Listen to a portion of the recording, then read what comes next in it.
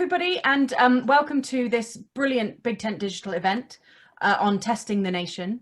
Some of you are familiar with the Big Tent. You've probably been with us at festival grounds and on digital events before, and some of you are new friends. We are absolutely delighted to have you with us. Even more delighted to be joined by two brilliant speakers who are going to share their insights and expertise as we all try and think through how we get out of this lockdown, partly driven through the power of testing. Those two experts are Paul Davis, the co-founder of Mologic. Mologic have been working on a new rapid COVID-19 diagnostic test that's now been sent to Public Health England for regulatory approval. And we're also joined by Ryan Wayne from the Tony Blair Institute of Global Change, who will talk about test and trace and some of the work that he and colleagues have been doing at the Institute. We're always told that testing is the key to fighting coronavirus. It's been controversial, the question of how many tests we can do, what kind of tests we can do, whether they work, what are false positives, type 1 errors, type 2 errors. And so I'm glad that we will have some experts to unpack both the science and the process of this and the challenges that we face from a kind of public policy perspective when it comes to implementing them, when of course the demand for testing and innovation and public policy will be the same in so many countries, but so many countries will take different approaches. We're going to start with a couple of presentations from our speakers. We have some questions which have been pre-submitted, but you can also add questions to the chat function as we go through. And I will, when we get to the question section, introduce some of those speakers to ask their own question. Some people have submitted an anonymous question and I will ask those on your behalf.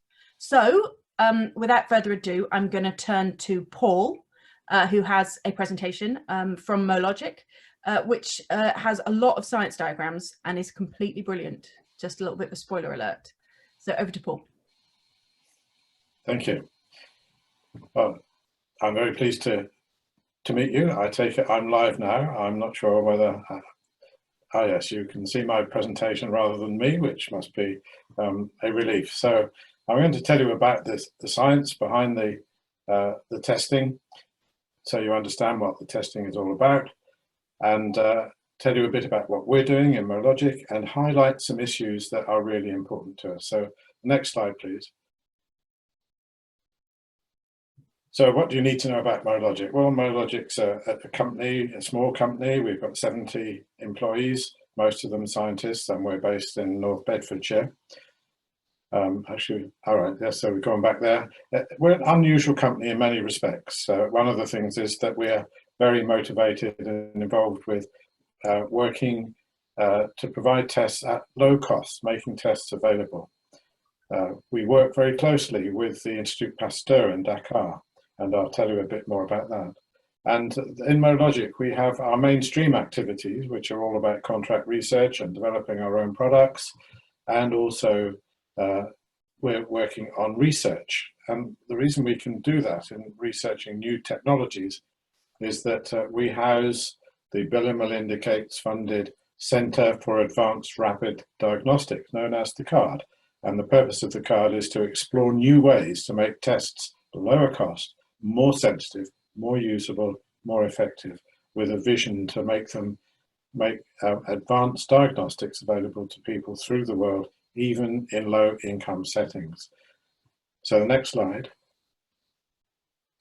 is a science slide. So this is just to remind you, or maybe tell you if you're not aware of it, about the virus and what it does. So top left, you can see a diagram of the virus. That's coronavirus because of the spikes on the surface, like a crown around it, a halo.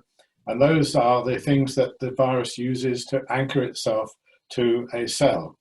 The cell lining the lung, in this case, is depicted, the surface of the cell is depicted as the tram lines going along the top. And the virus binds to the cell. The binding brings the virus into the cell and it immediately unpacks itself.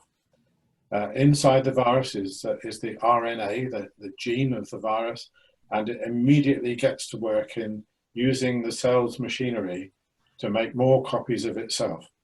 And it does this really efficiently, and it makes lots of the components, and the proteins from which it's made and the membrane around it are all structural antigens. They're things that make it have a structure, but there are other proteins that it makes inside there, which are the operational ones, and they allow the virus to make copies of itself and to do it in such a way that when there's enough of the new copies, the virus assembles back up again, and lots of them assemble and they escape from the cell.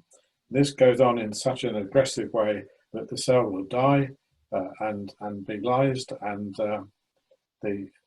all the contents will spill out. So the body gets lots and lots of virus.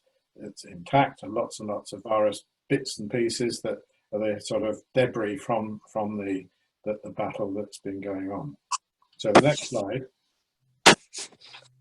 depicts the two adversaries. So there's the virus on the right, the SARS-CoV-2, that's the name of the virus, and it's going to be attacking the human body, male and female. It seems to attack men more than women for some reason, which seems a bit unfair.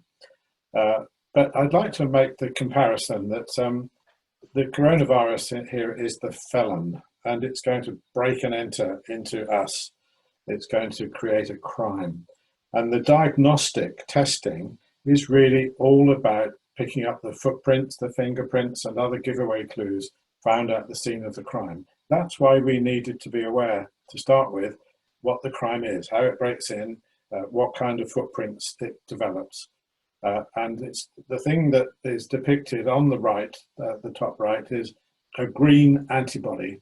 That's sort of what an antibody looks like, and it attaches to the virus, and neutralizing antibodies will bind particularly to those spikes that are on the surface, and that would be a neutralizing antibody. So the next slide allows us to look at what an RT-PCR test, a PCR swab test. The PCR swab test, by analogy, is catching the felon, the virus, red-handed. It's present and in the act of breaking, entering, and plundering. So it's detecting that the genes are present in the sample. If the genes are present, then it must mean that the virus is there, active and busy, getting about its evil business. The next slide. Oh, we've jumped on several slides there. Oh no, we haven't. I beg your pardon. We're right. Well, this is the next slide. It's me being a bit disconnected. Sorry. Can we go back to that next slide, please?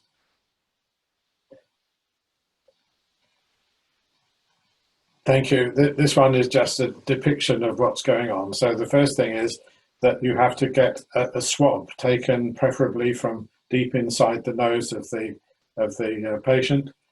And if it's a good sample, then you'll get plenty of nicely called nasopharyngeal fluid, which will contain the virus if the person is actually infected. That swab has to be placed inside a tube that extracts the genes from the virus, and they go in those little tubes, which in turn fit inside a machine, and the machine actually makes lots and lots of copies of those genes and reports back. And you can see on the bottom right that there's a graph that shows the number of genes present will translate into a signal, which will get stronger the more genes that are present. Typically, there will be at least 3,000 virus genes in a sample, but maybe as many as 10 to the 8, which is about 100 million. And that's what the machine will be working with to translate that into a signal. One of the weak points of the assay isn't really the assay that's weak, is the sample. So unless somebody has very expertly gathered the sample and put it into the process accurately and quickly, then the test can't work. So it makes sense that if you haven't got a good sample, then you might get the wrong result from the test. So the next slide tells us about the antigen test. Now, this antigen test I'd liken to unmistakable evidence of the felon's presence at the scene of the crime, and it's being caught in the act. What it's doing is detecting not the gene, but the proteins that the genes are making. It's the product of the virus being inside the cell and taking over the cell, hijacking it to make its own molecules. And this is detecting those molecules that have been made by the virus. So the little depiction of a rectangle at the start of the big red arrow is typically showing what one of these little tests looks like, sort of about the size of a credit card with a strip in the middle. And the way it works is that we make antibodies that can grab hold of the antigens that are present, such as that one that's indicated by the arrow, a spike protein. We make antibodies that are put inside the test. And if the spike protein is there, then those antibodies will bind to it, and the test is set up that if the antigen is there, then a red line will form in the window of that test device.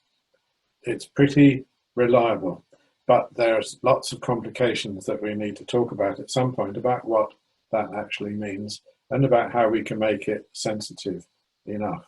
So the next slide is rather different in the sense that this is a kind of witness statement. In the first two tests, we've been looking for the virus itself in the body, either through the presence of its genes or through the presence of the proteins that it's making so that it can create copies of itself.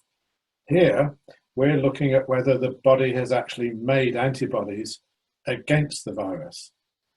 In other words, the antibodies there are as a kind of witness that the virus was there going about its evil work.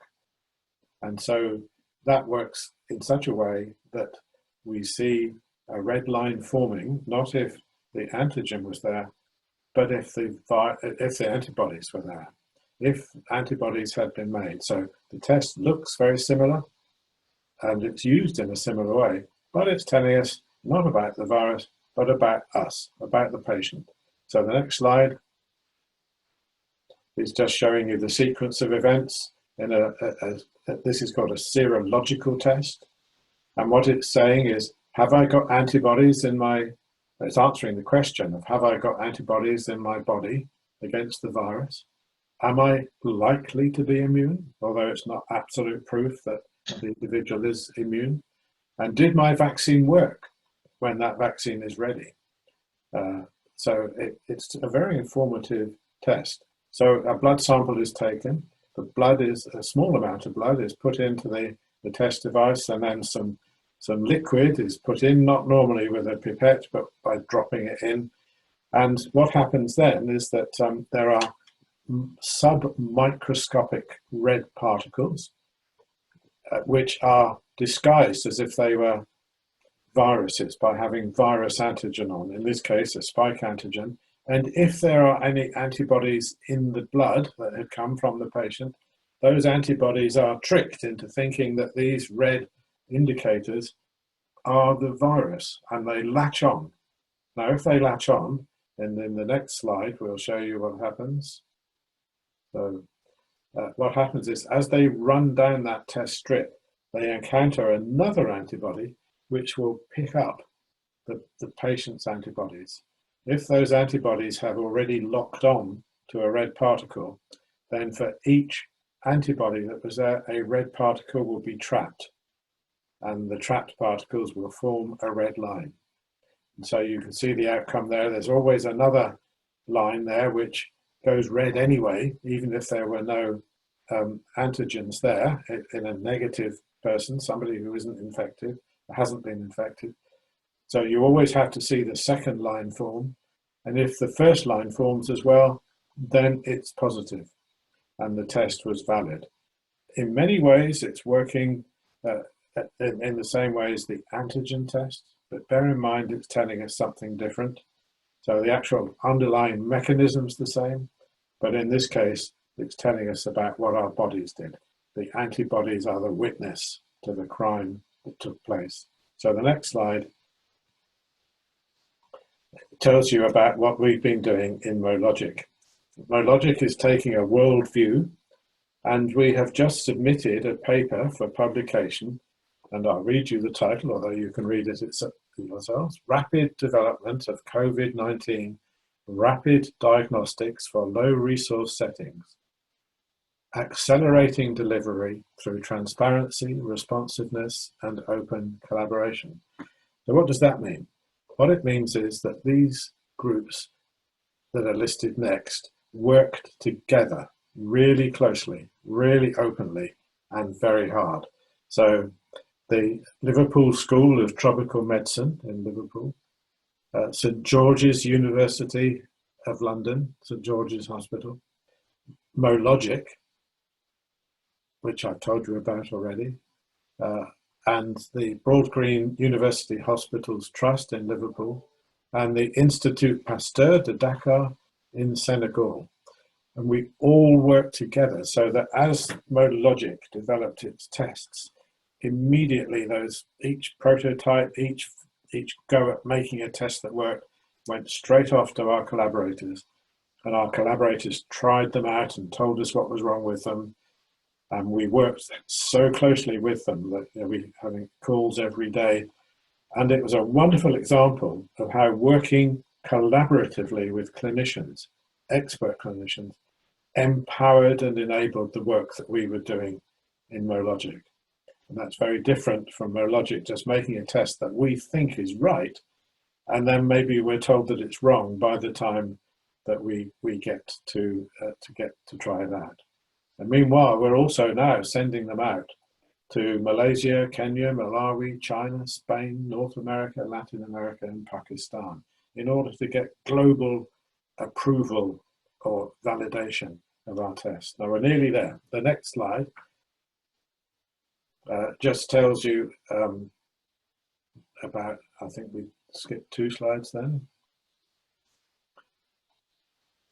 So this is a news release that April the 24th to say that it's all very well to make tests, but if you're going to make the tests and if they're good enough, then you need to get them out to the people. You need to, you actually need to make sure that you can make enough of them.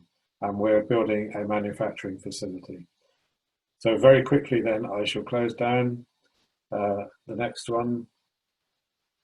I think we'll skip that one for now because we're running out of time. So the next one again, please. Issues to tackle. There are big supply chain issues for people making diagnostics. We need to think about price point and access. And we need clear use cases and proper use of tests and information. And we need better contact with the government officials in the UK. And the last slide. We need to remember that antibodies are only part of the story. Don't forget the T cell, because there are other cells, other ways in which we can be immune. And antibodies don't always tell the story completely. And there may well be people who don't make antibodies, but who are still immune because their T cells have made them immune. Okay, thank you.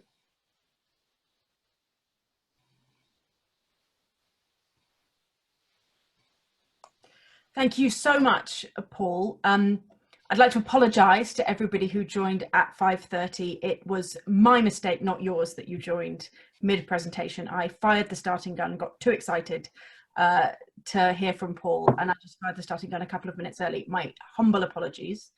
All I said at the beginning was welcome to this Big Tent digital event, and I introduced Paul, who is one of the founders of MoLogic, which is a fantastic testing company. He has explained what they do in far more detail than I could, but they have been absolutely at the front line of this, and I think that presentation reminded us quite how complex and how fast the science is, and what an extraordinary job those scientists and clinicians are doing to mobilize at an incredible pace. So thank you, Paul, not just for the presentation, which was excellent, but also for the work that you're doing to help us all. Our next guest is Ryan Wayne, who is an advisor to the Tony Blair Institute for Global Change, who also has some thoughts to share with us from about the value of test and trace in particular. So I will now introduce Ryan. Super. Thank you, Polly, and thank you, Paul, for that fantastic in-depth presentation, and I would also say the work Malogic's doing in this space has been brilliant. I should probably start with a bit of a caveat. So if you're familiar with British regional accents, you'll of course recognise I am from Liverpool. If you're not familiar, then I would quickly look for the subtitle button if one exists. But let me go into the presentation. So if we just load that up, that would be fantastic. And I can tell you a little bit more about the work that the Tony Blair Institute is doing in this space, where we've looked at exit strategies, and in particular, we've alighted on the need for mass testing to sit at the heart of an exit strategy. So that is how we get out of lockdown. So just go to the next slide. Now, I want to zoom right back out and start with setting our objective, because this is really important. This allows us to have a national conversation. So if our objective is to hold off the virus until a vaccine is developed, then the right strategy, and probably the only strategy, is to suppress the virus using lockdown. So that is to continue with exactly what we're doing now and just go on until a vaccine is developed. However, we know that a vaccine is quite a distance away. And even when it does arrive, there's going to be a lot of questions around how we scale it up and how we administer it. So when we set about working out how, working out what role mass testing plays, we looked at a slightly different objective, which is to reduce harm. And that's health, economic, social, cultural harm inflicted by COVID-19. And in fact, all of those are interrelated. If the economy suffers, we start to see health outcomes suffer as well. There's been a lot of report on that in the last week. So if that's our objective, to reduce harm, then what's our strategy? Well, we've got to mitigate the virus. And we do this through a test and trace and isolate strategy. But also, and this point is critical, it is not a standalone solution. It also needs to be used with other measures, for example, boosting therapeutics, and we've seen some interesting developments in that space this week. Also exploring the use of masks and maybe considering shielding as well for vulnerable people. There are many, many more measures that sit alongside this. Test and trace it to the heart, but there are many measures that need to take place as well. So let's flip to the next slide. So it's Britain, it's 2020, we're talking politics, we need a mnemonic, and that's what we developed at the Tony Blair Institute of our last testing paper. So arise the STARE testing strategy. So what does STARE actually stand for? Well, the S is the need to screen all people, and we recommend, like Paul suggested, actually, that we administer both antibody and antigen tests. And just a quick reminder on what they are. The antibody test, as Paul explained, is the witness statement that tells you if you've had the disease and therefore have the antibodies and presumed immunity. And then the antigen tests are the ones that detect the criminal. So they tell you if you currently have the disease and are therefore considered to be contagious. So once we've tested all those people, we then recommend a T, which is to trace anyone who's come into contact with people testing positive for COVID-19. And we're keen to stress the need for online technology. So you heard a lot about an app, and NHSX has done some excellent work in this space, but also very critically, we need to make sure that we're using offline community tracing too. And that is going to require a huge volunteer force and also for us to mobilize local authorities as well. So you've tested positive, your contacts have been traced. What then happens? Well, that's where the I comes in. And this is where we either isolate anyone who tests positive and we initiate contact tracing on their contacts, or we issue immunity certificates to people who have sufficient antibodies. Now, this in itself raises a big ethical question, but in the interest of Big Tent, we want to put that on the table and we'll have a discussion about it. And finally, the R, let's repeat the process as often as we can, sometimes daily for key workers and those who come into contact with a lot of people, perhaps bi-weekly. And we'll want to repeat this for as many people as possible and do that as testing capacity increases. Let's go to the next slide. So in an attempt to appeal to the scientific community, we created a rather complicated PowerPoint chart. However, what I will do is spare you the details of this and actually just take you through some key aspects of it. So if we just flip to the next slide. So what you can see here is at the top, we're deciding who is in the mass testing regime, and we prioritize this based on capacity. Remember, the objective is to try and get to as many people being tested on a regular basis as possible. We believe, based on some of the technology that we've seen, that this is possible. But our priority is based on two factors.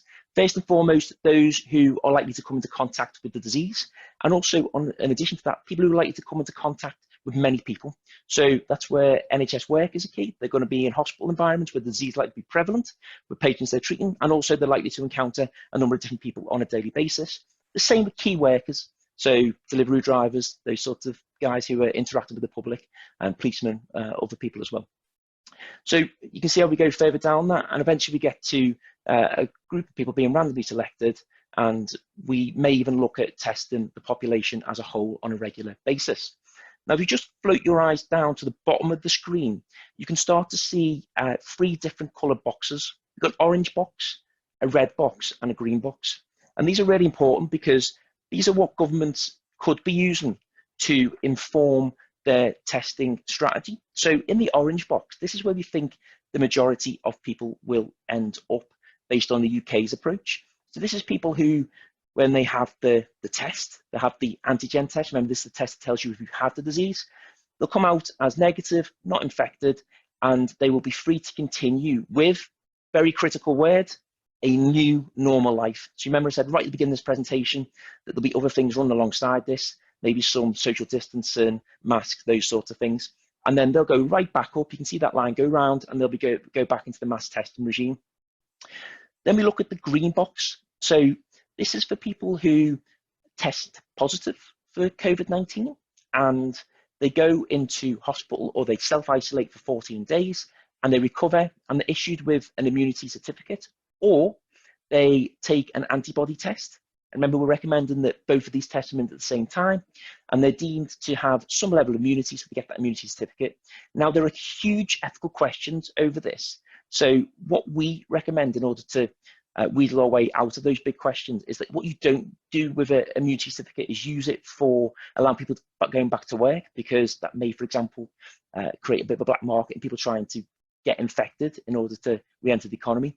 But instead you use it to take people out of the mass testing system. Why? Because we want to do as much as we can to reduce the burden on that mass testing. And then finally, if we look at the red box, which is very tragically, some people, as we've seen, are dying from COVID-19, and we want to just implore the government and others to make sure that they are doing this, to look at the many different measures that might mitigate that death rate. So things like therapeutics, exploring remdesivir and those sorts of things should play a huge part in this. And again, the government's done a remarkable job actually in terms of boosting NHS capacity. It's going to have a huge impact on reducing the number of people who end up in that red box. And then finally, if you just see that line going along the bottom, so when someone tests positive with the antigen test, so again, this is the test to say that they've got the disease, or if they test positive with the antibody test, so they've had the disease, we recommend that their contacts are traced, and until testing capacity is built, those contacts would enter isolation for 14 days, so they hopefully develop immunity, and then they re-enter the mass test and trace system, and hopefully they'll end up in that green box. And again, all the while, it's a circular process, and their contacts being traced. And what that allows us to do is to start isolating outbreaks of the disease. And rather than saying to everyone, right, you need to go into lockdown, we're saying to individuals, know if they come into contact with, you guys need to be into lockdown. So this is the new normal. Hopefully they'll be able to carry on and be socially active, economically active, and that'll have huge positive impacts on health outcomes and mental health outcomes as well. Just shoot across to the next slide. So it's all well and good saying that we need mass testing, but how do you get there? So our paper offers many more solutions than are on the screen at the moment. But what I would say is that these also give rise to big questions. And again, homage to Big Tent, we should be discussing these. But right at the top, we recommend that the government appoints with immediate effect a Minister for Testing that reports directly into the Prime Minister and creates a structure that sits outside of Public Health England. And this isn't because Public Health England's bad or can't do the job, but because testing is so important that it needs a team of its own. Why? Well, we've spoken to a lot of companies who've really struggled to engage with Public Health England. They've been overwhelmed. Remember, these are the guys who are also looking at new therapeutics, who are building the Nightingale hospitals, who are dealing with a whole host of different things. So we want to improve procurement and make sure that they've got access to that. We want someone of senior authority sitting at the top of that tree who can make procurement decisions and we unlock financing. Similar vein, we want them to be able to give out funding to interesting, innovative tech startups, companies like Melogic, but also others in this space. And also we want to be able to interact and mobilize local authorities because we think they're going to be absolutely key when it comes to rolling out testing at a local level. Second point is to scale antigen testing.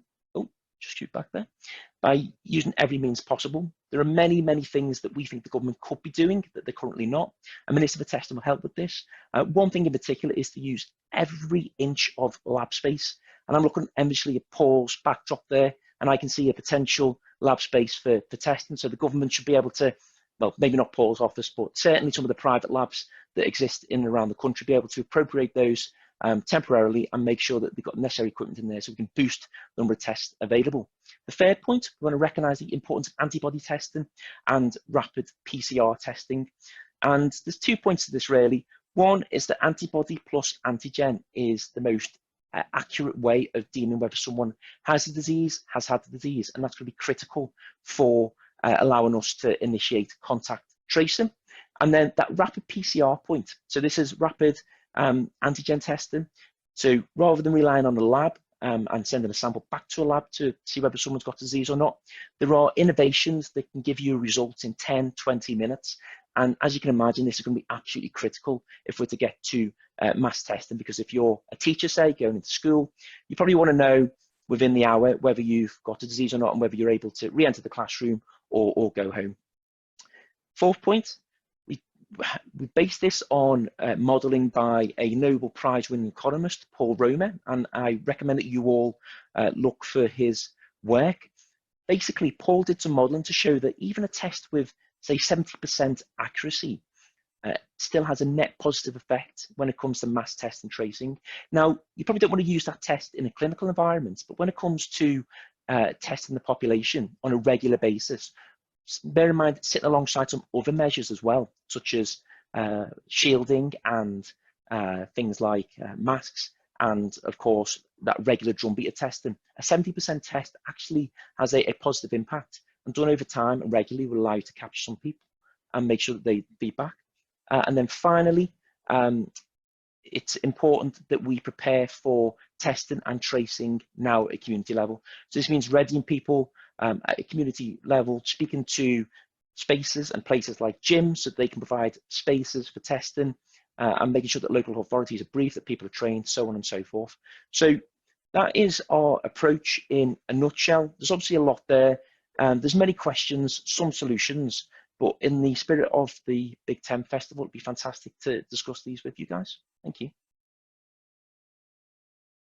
Fabulous. Thank you so much, Ryan. We're now going to open it out to questions. We've got some questions that have already been submitted anonymously and some which have been submitted by people who want to ask the question themselves. But there are 90 people here this evening, and so I'm sure there must be other questions prompted by what we've just heard. You can just open the chat function and type in your question, and we will select as many as we can. If I call you to ask a question, just unmute yourself. You can do that by just pressing and holding the space bar, or you can click on the screen, unmute yourself, ask your question, and then do mute yourself again, just so we don't get feedback and instrumental noise. I'm having to mute myself when I'm not speaking because my husband is trying to put the children to bed, and there's definitely quite a bit of screaming going on. So the first question that we have had is one I'm going to start with, which is, yeah, I guess it's a behavioural one, right? So somebody has asked this question: will antibody testing, we've talked about the tests that Paul is generating and creating, and Ryan's got a structure. Imagine that world in which you're regularly being called for testing, contact traced, who have you conducted? Will that give people the confidence to go out and behave in a more normal way? or in fact has kind of fear taken hold of us? How do we get rid of that, the fear of, I don't know, going to a salad buffet? I feel like the harvester business model is particularly under threat with, you know, shared utensils. Paul and Ryan, do you think that this kind of comprehensive testing approach is enough to change our feelings? Sure. If I take that and maybe go to Paul. So actually, Polly, I think you gave the answer as you asked the question, which is the word that preceded normal, which is more normal. And I think that's what we've got to accept. So you've probably heard a lot of talk about a new normal. And I think it's absolutely critical that the government is clear in its communications with people that things are going to change for the better, but it's going to be quite a distance away from returning back to what we understand normal life to be. So what you might want to introduce is things like incentivization. I'm sure the private sector will step up to this anyway. So restaurants offering, I don't know, discounts and those sorts of things to try and entice people into their restaurants. But I totally agree with the premise of the question that there will be a level of fear and anxiety from people re-entering society and starting to engage as active citizens again.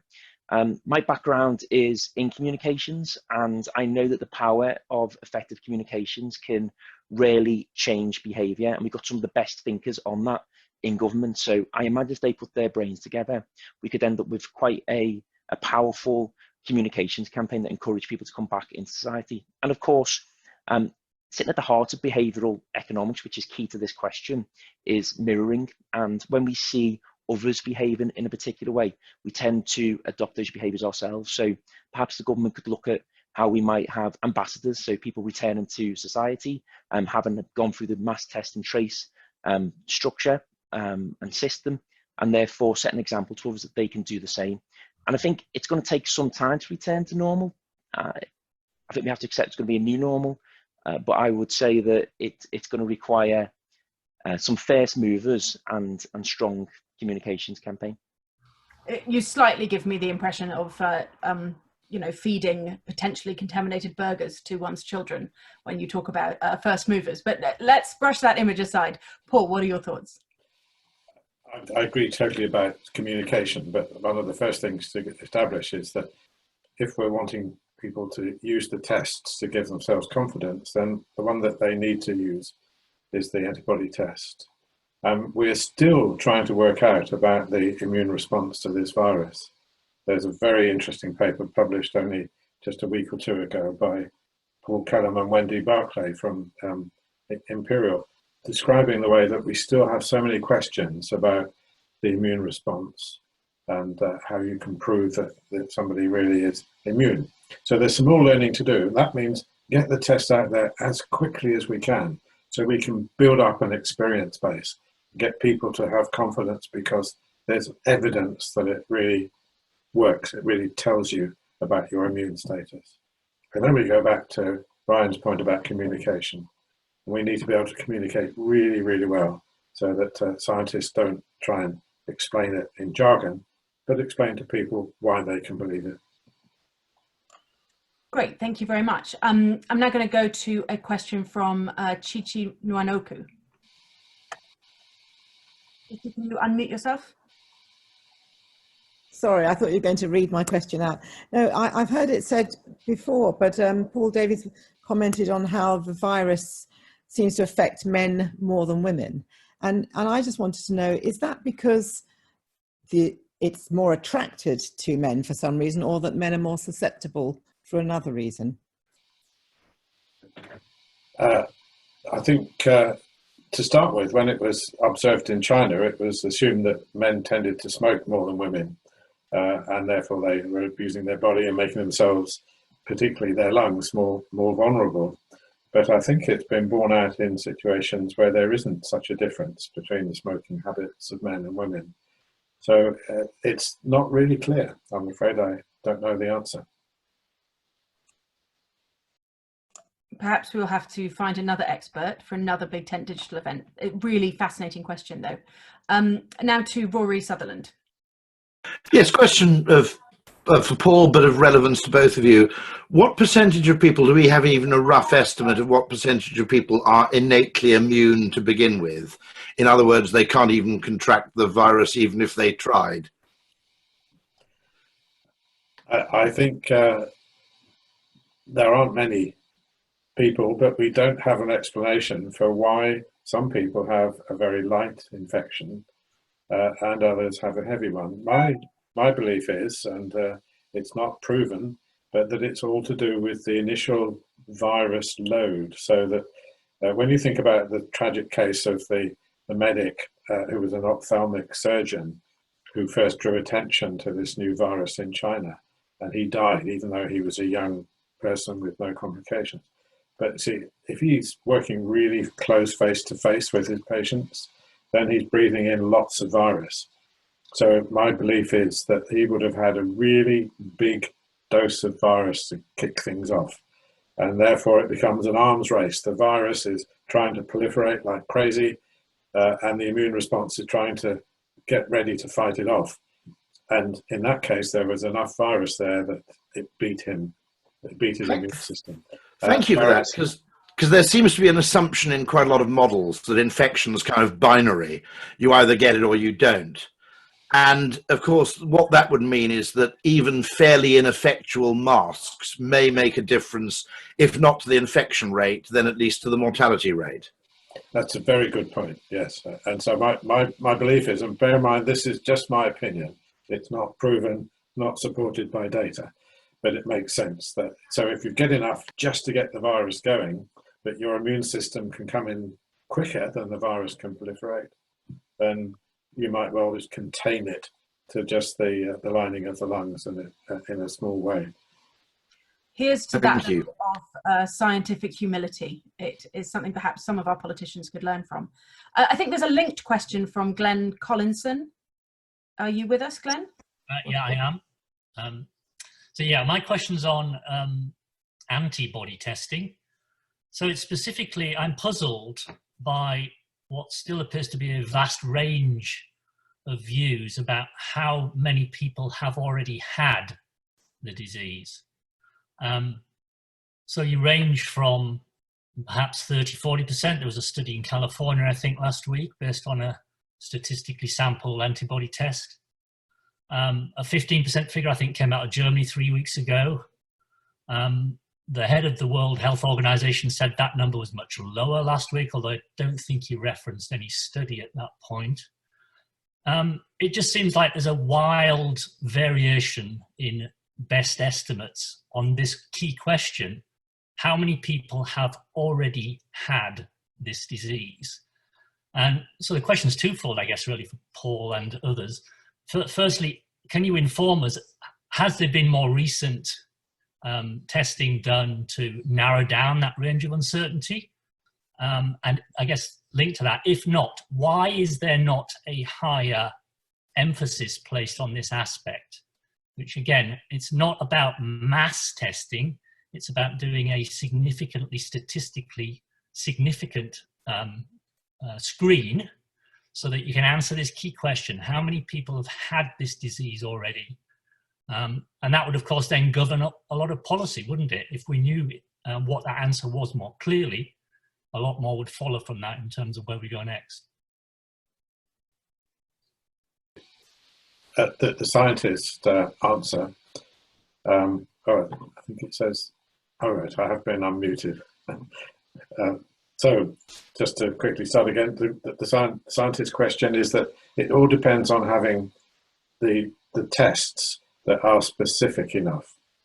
So one of the things we have to bear in mind is that there are coronaviruses that cause the common cold, but they're nowhere near as aggressive. They're in the same family, but if you have a test which is not sufficiently specific so that it could respond to maybe antibodies that were formed when somebody had a cold a few months ago or a few weeks ago, that happened to be caused by one of the relatives of this coronavirus, then they would score positively.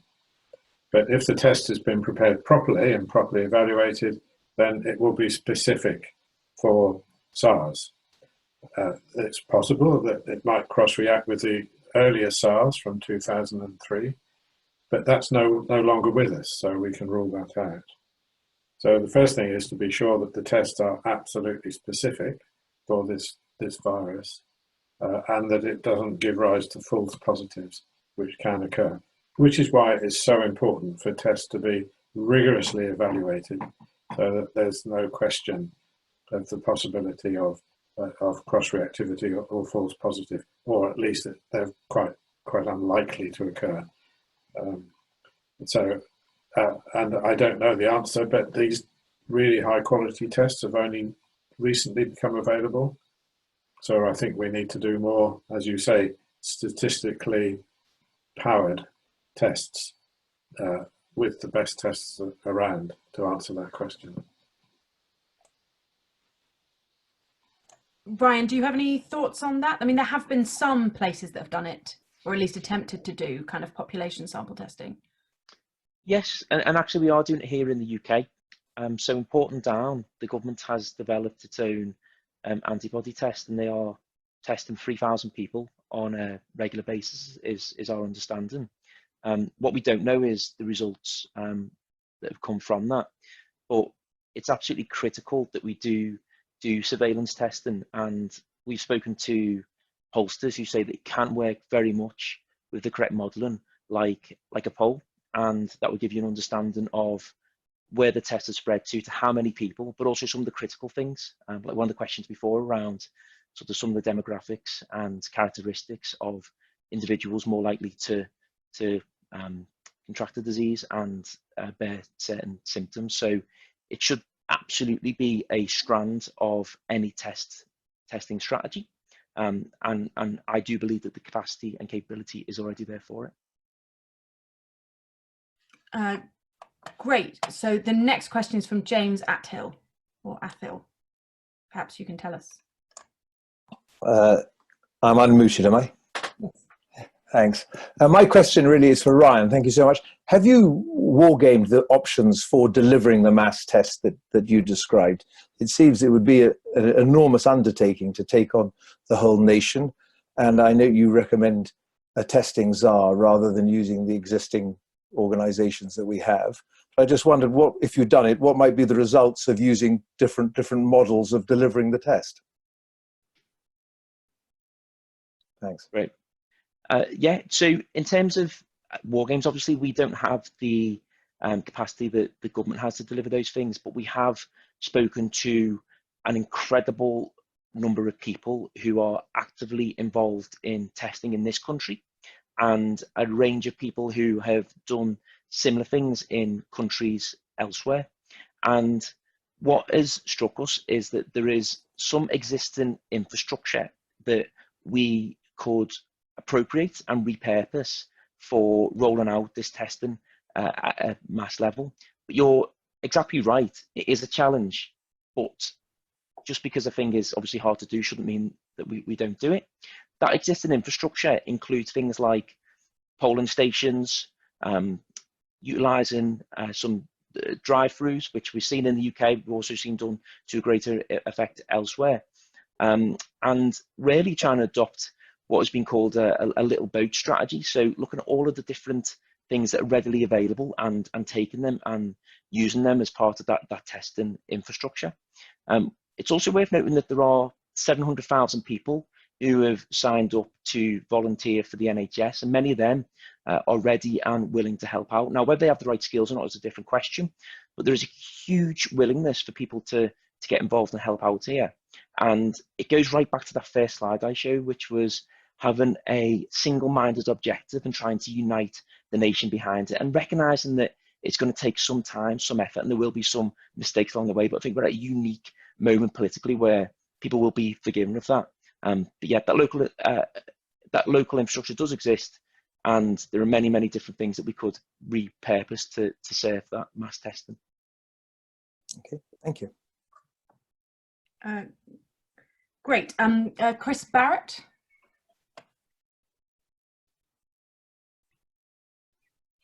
Chris Barrett has left the building. No, I am here. Hello, Chris. What's your question? Hi. Well, I had 2 points. I'm really coming from a computing background here, but I've become quite interested interested in medical technology and diagnostic, so fascinated by this debate and the opportunity to help. But over the last 2 weeks, I've actually been involved in some kind of computer geeky kind of stuff. Using hackathons where people get together as groups over a weekend and really try and crack some difficult challenges. So 2 weeks ago, I was just working with a team that came together to look at data and try and find insights into COVID and how it acts. And we ended up having to use data from a Sao Paulo study, which gave us some blood information. But it seems that it's very difficult to get access to that kind of data in the UK. So I think rightly there are good protection measures around public information, but at the same time I'm also hearing it's actually quite difficult to get access to those studies, and also that they're not necessarily consistent across different hospitals. So there seems to be a huge opportunity to learn more, but we do need to seem to accelerate that access process. And this also links into my other thought around are we qualitative data as well as quantitative data. So there's been a lot of emphasis at the moment on lateral flow testing. It's cheap. It's going to be reasonably quick to deploy, not necessarily insights there. So should we also be looking at the use of quantitative, so measured testing, particularly on IgG and IgM? So those are my two thoughts. So I'd really like to hear what in particular have to think about those two issues. I think that's very interesting, because we need these an ability to interrogate the data really thoroughly. We've made a commitment that we will be totally open with all of our data. So our data is being published and made available. And some of that is quantitative. So we've developed an ELISA test, which is actually now being manufactured and it's being tested globally, but it's available for use now. It's going to be used for epidemiological studies. And that is really helpful because it's allowed us to really look at how soon people start to make their antibody responses, and we get fantastically good correlation between the disease incidence and the presence of the antibodies when we're out at, say, between 14 and 20 days. But prior to that point, we get a lot of so-called false negatives. They're not really false negatives, but they're people who haven't yet made antibodies. I agree also that the advent of the lateral flow tests, the point of care tests, will make more information available, although they're not always necessarily going to be cheap. They sometimes might be quite expensive, but I don't know how much people are charging for them. But I think it's a great thing you're doing, and we'd love our data to have the benefit of some deep investigation through your hackathons.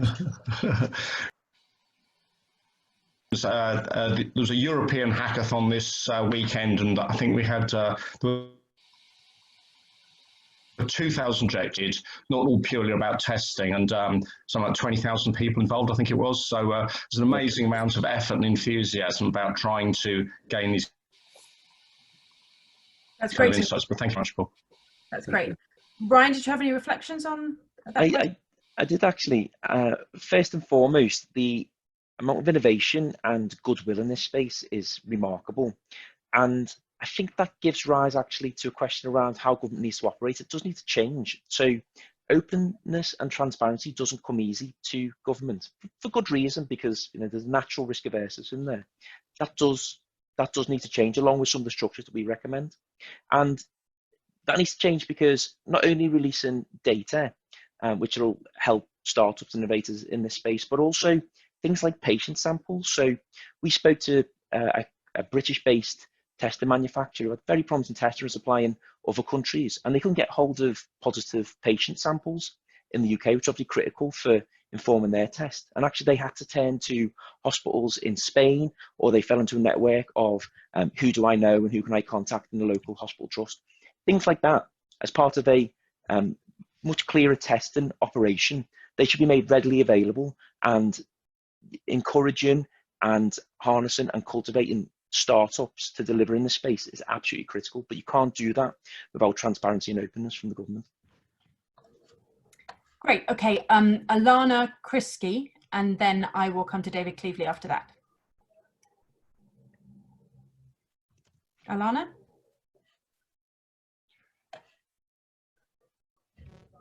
Hi, Okay. I couldn't unmute myself. Do you want me just to ask the question that Yes. I already sent in the box? Yeah, sure. So Yes. Ryan, you mentioned local authorities are a key part in your strategies and your model around stabilising the spread of this virus.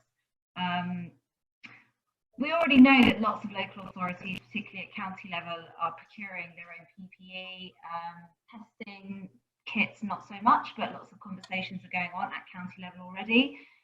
In some cases, they are actually supporting and feeding into existing government channels, procurement channels. So what exactly does your model expect that local authorities would need to do in order to, quote unquote, play their part?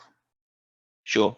So the role that local authorities will play in this is multifold, but a lot depends on their existing capacity, because we also know that, to put it bluntly, the quality varies between local authority in terms of what they're able to deliver.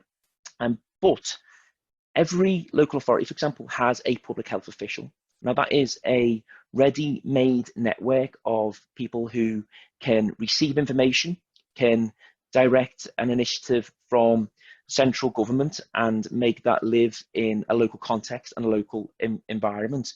So it's about using them as systems of information and getting that information out there. But also there is a delivery element too.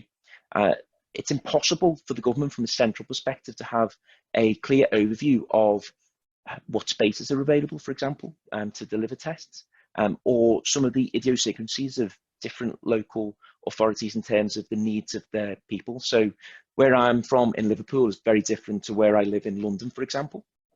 So it's a multi-flow of information, so going back and forth, but also it's about delivery and spaces. And I guess one of the things I highlight there is polling stations. So, you know, if the government presses go on a general election, which they did at relatively short notice twice in the last 10 years, then local authorities very quickly kick into gear. And I think you could repurpose those existing operations to deliver infrastructure for community-based testing and tracing with sort of immediate effect. Thanks. Paul, Alana had actually asked 2 questions and I was expecting the other one, but you're clearly very insightful. Just to bring in the other thought that she'd raised, is that question of whether there are enough testing sites to really do the testing at scale. That seems to be a problem. Is that something that you are concerned about? Well, yes. So if it's using the PCR test, then that is very much dependent on having sites that are able to operate that test, although the numbers increasing all the time. And also our quantitative ELISA test, which is for laboratory use, although it's a much less demanding technology and can be operated in more places, it's basically a technology that I was using 40 years ago, and it's still going strong now. So that will have an impact, but that of course is why the rapid tests that can be done by healthcare professionals could be done almost anywhere. They could actually be done at the site where the sample is taken, but they're not quantitative. And somebody raised on the chat earlier this question of getting a good sample in order to ensure the accuracy of the tests. Can you trust at-home tests? Are people really good at, you know, throat swabs? I'm sure they're not. So I think that is a really big question, and that's why we're looking at, well, I don't think we'd want people to take throat swabs. I know I'd be a complete wimp if I had to do a throat swab because of my gag reflex. But I think I could stick a swab up my nose and get a reasonable sample. So that might be okay, but strangely the easiest one is a finger prick, which is what the antibody test is based on. But for other reasons, you can't really get a good antigen test from the blood. That really needs to be from a secretion. I'm quite a wimp when it comes to finger prick testing as well. Yeah, but I'm all right with that. Maybe that's just me. David Cleveley. David, you need to unmute yourself. I'll do that. Sorry, I pressed the space bar, but it didn't unmute me. So who knows why these things happen. Just a bit of background. I'm chair of the Royal Academy of Engineering COVID Response Committee. So we have we've put together a group of experts who are looking at a number of these areas. So forgive me if I'm commenting as much as I'm asking a question. It's really prompted by Ryan's suggestion of having a minister. By the way, I think the Blair Institute report and so on, and the structure that it brings to thinking about the problem is absolutely excellent. And you're to be congratulated. I have a small private thing. You have a paper in which I have contributed to is your only quoted article on testing in your report. So thank you very much for that citation. But I just wanted to bring up a couple of points. Number one, Paul Romer made some fundamental and rather silly mistakes in his mathematics, and therefore he is entirely wrong about universal testing. And I suggest you look at the paper that we wrote, because Paul Romer is a eminent person and Nobel Prize winner. Everybody goes, he must be right. I'm afraid he isn't. And the consequences of that are things like the Rockefeller Institute spending billions on testing, and it's not going to be worth it. No, that's number one. Number two, the testing costs are going to have to come down to something approaching £20 a test for this to be economically viable. Again, that's a very significant issue.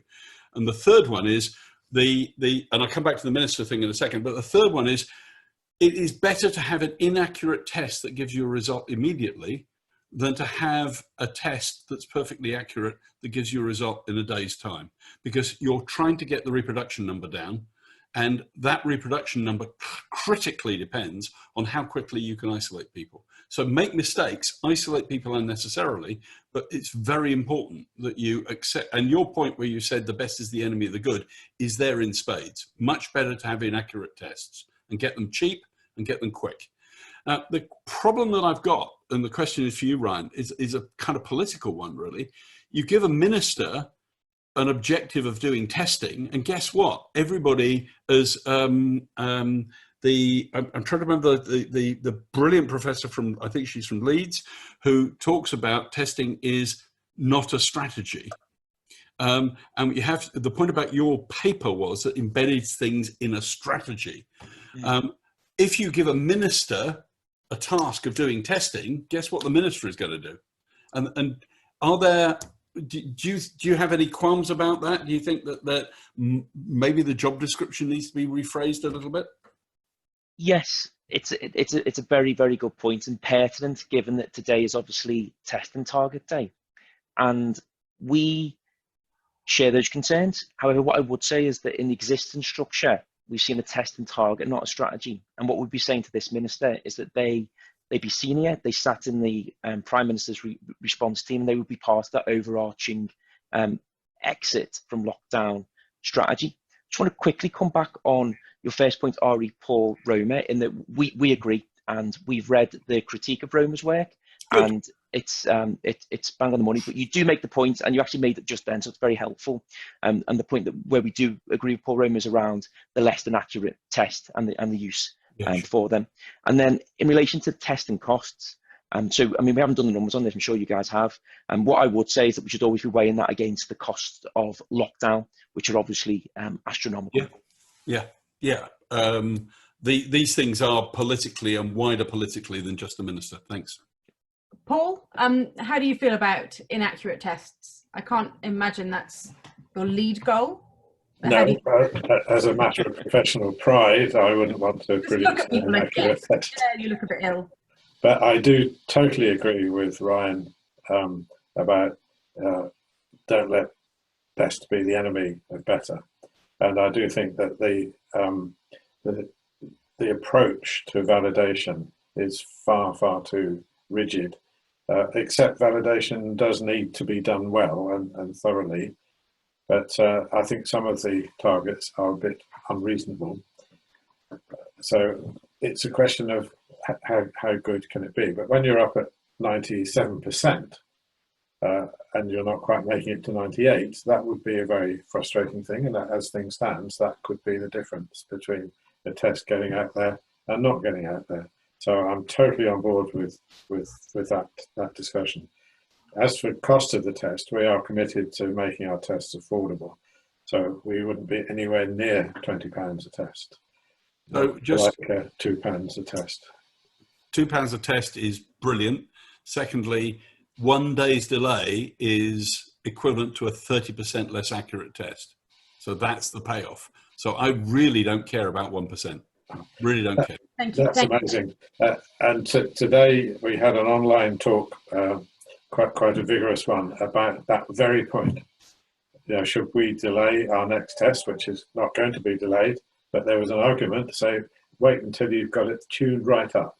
And the argument was saying, no, let's get it out there and explain and share the data and say, look, this is needed now. So I'm really delighted to hear this discussion. We are nearly out of time, so I'm just going to ask one more question of both panelists to give us a very quick thought on, you know, inevitably in a crisis like this, the government its response is going to be imperfect. It's going to be constantly evolving, constantly improving. They will make mistakes, and you know, that's life. How well do you think they're doing? How many marks out of 10 would you give them? But more importantly, if there was just one thing they could do better, what do you think it would be? Ryan? So I learned from Rebecca Long Bailey not to give anyone any marks out of 10, so we're going to avoid that. I think the government's doing the best it can, but it needs to change its structures quite quickly. I think we were ill prepared, and that is starting to become very clear now on a number of things, including testing, but also things like PPE. But that doesn't mean it's not too late to start addressing some of the fundamental structural issues, I think, that sit behind that.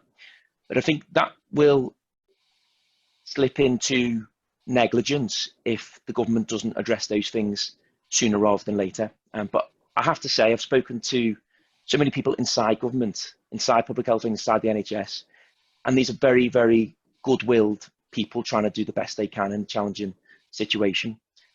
But there's a lot of evidence out there now and a lot of lessons to be learned and implemented critically. Paul, any reflections on how we can improve the situation? Yes, it's difficult. First of all, I'd like to take this opportunity to say how fantastically impressed I am with the NHS. And people thank me and the team for working hard on this, but we're working hard on it and we're not putting ourselves in harm's way. So we have it easy, and I'm really so impressed with that side of our nation and the NHS. At the same time, I also look at the people that give the briefings from number 10, and it's so easy to be critical and say they're not doing well, but my goodness, I wouldn't like to be in their position, because I think they are doing their best. And there will be criticisms, there will be things that can be done better.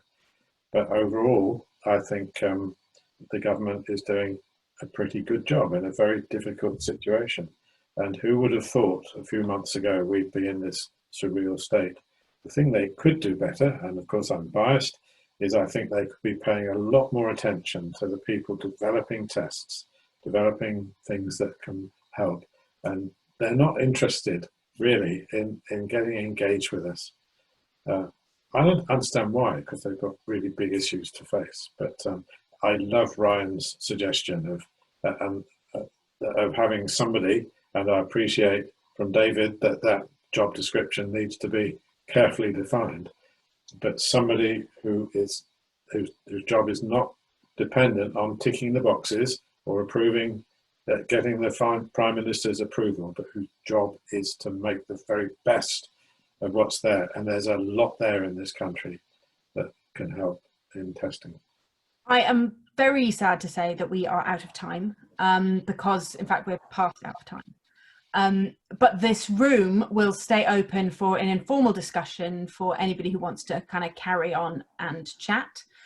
More importantly, this is just the first of a whole series of Big Tent digital events. We are being kept away from our natural habitat in a bunch of tents in a field.